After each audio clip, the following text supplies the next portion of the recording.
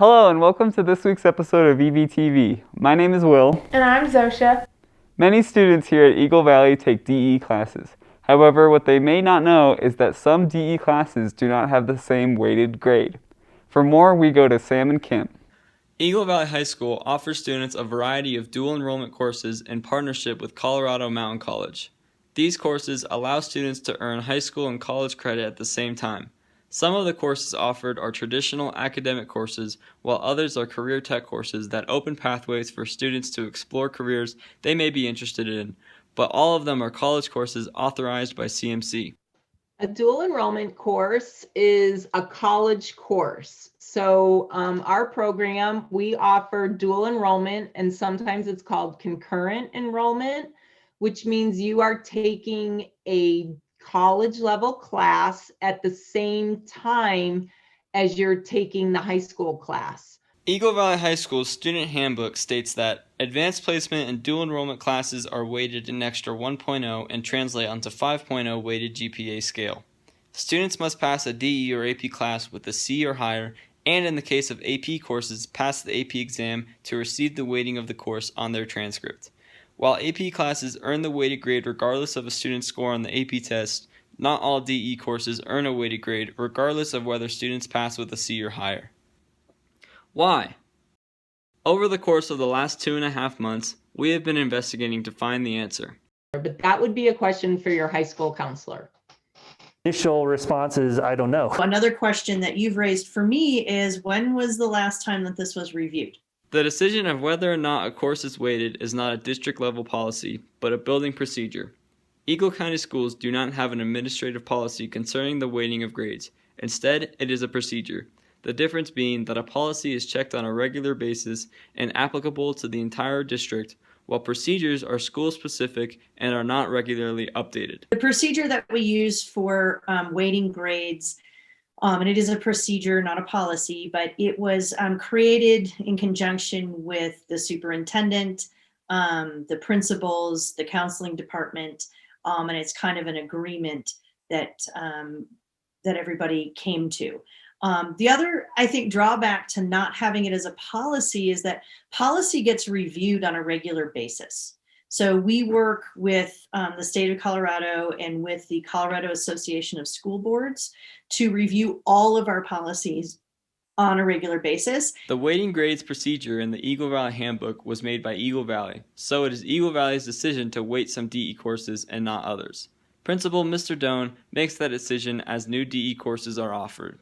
It's the categories a class fits into. So it's a combination of the number of credit hours it's awarded, it's whether or not it's a guaranteed transferable credit, and it's the procedures that we've set in place over time, and probably not any one particular policy. If the DE course is a transferable credit, Mr. Doan gives it a weighted grade. A transferable credit means a college will accept it as an equivalent course to what they offer at their school, which would exempt the student from having to take it in college. Typically, in terms of in-state schools, we say most in-state schools will accept most in-state dual enrollment transferable credits. So it gets a little bit different with something like an auto class, certifications in a culinary class, because you are working towards certificates. You could be working towards certifications. And that's a little different than a credit, because you don't get credit, but it could get you something like a job. It could put you farther in a program, like a career program. So it's not always, it's kind of apples to oranges sometimes, and there's really no absolute guarantees. Academic dual enrollment course credits are guaranteed transferable to most public colleges and university schools in Colorado, but not all of them. And the credit is not guaranteed transferable at any out-of-state or private college and universities. Career Tech dual enrollment courses could be transferable at some public colleges and universities in Colorado depending on the program or major a student pursues. This application of the procedure in the student handbook differs from how Eagle Valley applies weighted credit to AP classes. All AP courses earn a weighted grade, even though the college credit is only transferable if the student earns a 3 or higher on the test and if the schools they apply to accept their scores. CMC doesn't differentiate between the rigor or value between their academic and career tech courses. All teachers who teach dual enrollment courses are certified by CMC, and their courses are evaluated and authorized by the college as well.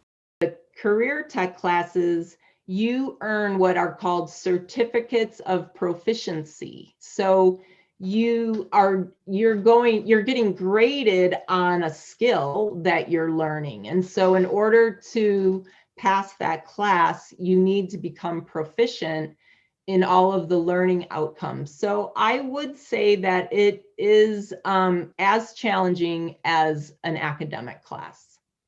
Some would say the fairest option would be to guarantee every DE class receives the weighted grade. If they're designated as DE and you're taking it through CMC, then that fits all the standards of what makes it a DE class. And again, it's hard to compare how difficult they are compared to the other DE classes. So I don't see why you can't just make it a blanket rule that if it's a DE class, then you get the weight. I do think it's kind of unfair to the students that they are taking a harder class and not being rewarded for it. I think that if it's through CMC and it gives you college credit, then you should get a weighted GPA for it. Like if you're not looking to go to college in the first place, GPA isn't as big of a focus. So I don't know if you'd care as much about having a weighted GPA, but I know there's some students that are interested in both possibilities. So I feel like weighting them could help motivate more people to take them. Teachers of both career tech and academic DE courses agree with these students that all DE courses should receive the weighted grade. I would love to see that all of our DE classes have an equal weighting when it comes to a student's GPA. I do know there's a lot of students who are competing for a higher GPA that their senior year, if they're in the top 5-10% of their class, they actually avoid taking classes that are 4-point scale classes because it actually hurts their GPA. When you weight some classes and you don't weight others, kids may have a tendency to gravitate toward the weighted classes because they see a more tangible reward. And this limits kids' exposure to potential career paths that might make them happy in life. But that is not the only perspective on this issue. So if things are more academic, again, talking about the journalism class or other classes, if things require more assignments and stuff like that are actual research based and things like that, I think that's how we should base our weighting policy instead of just the fact that it's through CMC. We offer more opportunities for our students than any other high school I've ever seen in terms of trades. So when a student takes a class like automotive or takes the culinary classes and stuff like that, I don't think it necessarily needs to be weighted. And there is the perspective that no classes should be weighted. Just say everything is what you should be doing. You should explore everything that you want. And if you're wanting to go to college, you should take all of the core college classes. If you want to explore being an artist, you should take all of our courses in art. And you should never worry about what the GPA is. So if I had my way, we would get rid of valedictorian and we'd get rid of weighting and just say take everything for the value that it is in your learning. That would be the most equitable thing. But at present, weighting is part of Eagle Valley's grading procedures, and whether or not a course is weighted doesn't just impact students' GPAs. In some cases, it impacts whether a student even takes a course. Honestly, a lot of the AP and DE classes I've taken are because I want that boost for my GPA. Rather than focusing on classes that they're interested in, they'll just focus on taking the hardest classes to get the highest GPA, which is what I've experienced. Some classes that don't give you a weighted grade won't help you towards valedictorian, but they're still as hard, if not harder. I definitely think if there was a DE class that did not offer a weighted grade, I don't think I would take it, just because I take them to make my GPA look a lot better. There are implications to weighting some DE courses and not others. Weighting all AP courses and not all DE courses, and even having weighting grades at all. I think when you create a system where some are weighted and some are not, that's the perception that people have about different DE classes. I think it shows that they don't think that the class is as hard and that it is as difficult to receive a weighted grade, which is kind of unfair because people work just as hard on it. As time passes, federal, state, and local laws get repealed or overturned when the public challenges their relevance and validity. As time passes, district policies get reviewed and updated as impacts are discovered and rules change. As time passes, school-level procedures too can be revised to ensure they're relevant, reflective of the institution's values, and best serving students. This has been Sam and Kim. Recently, our local Husky hockey team has left the community celebrating. They are excited to be announced the Colorado State Champions. For more, we go to Jordan and Will.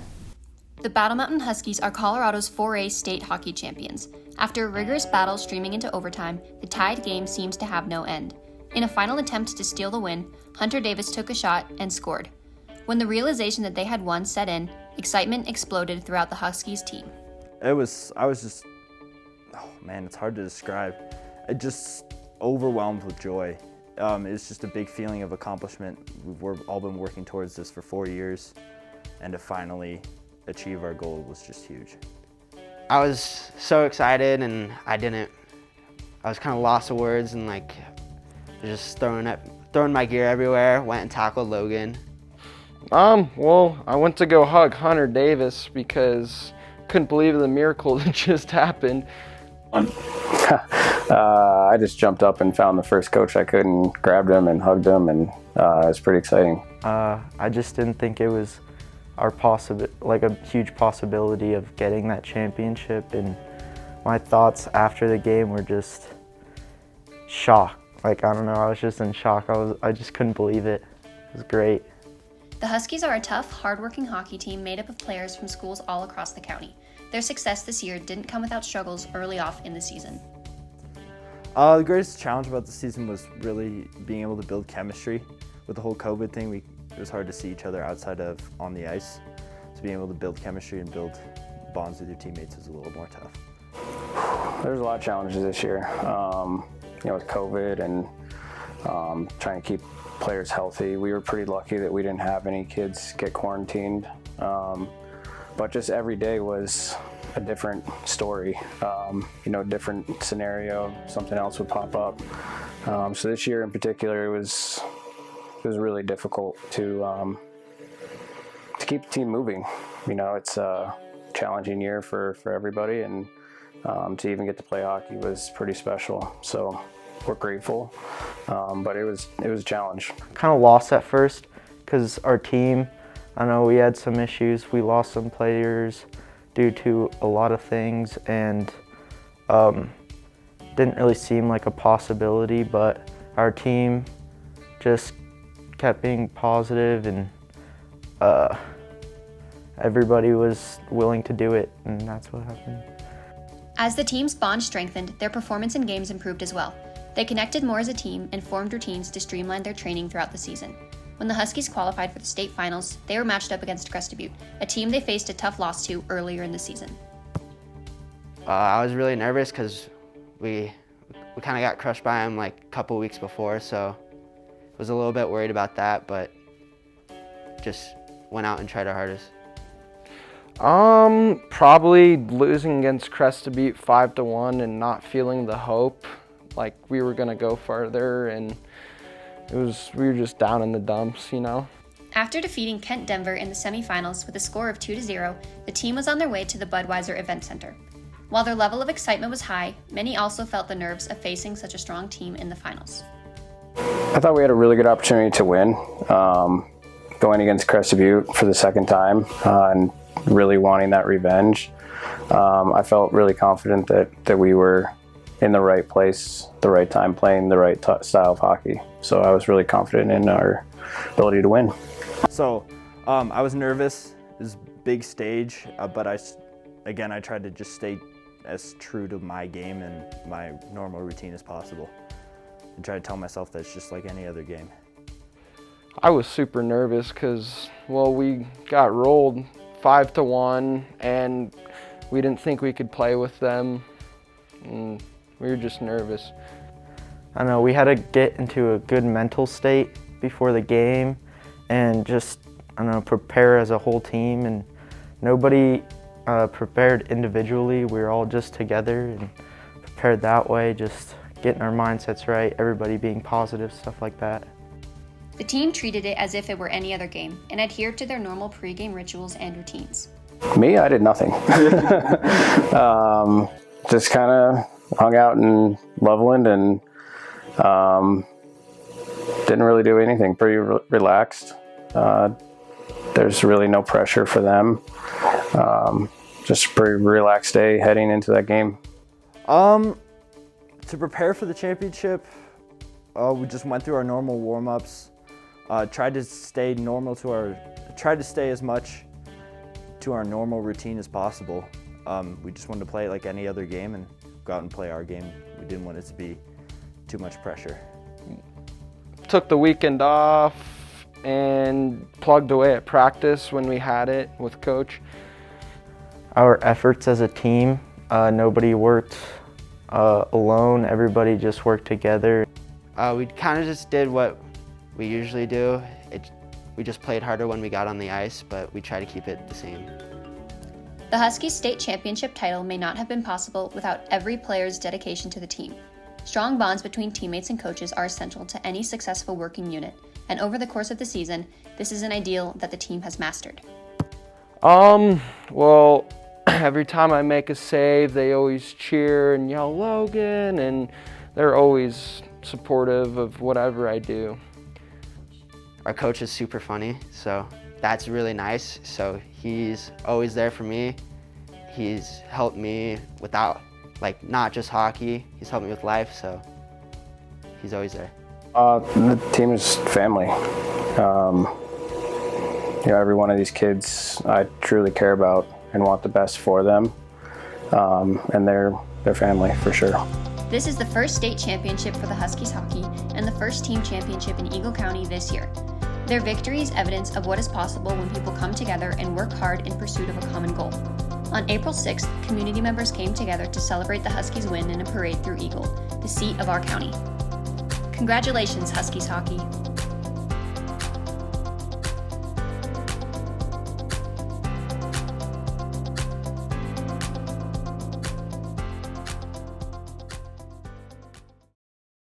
Thanks for watching another episode of EVTV. Have a nice spring break.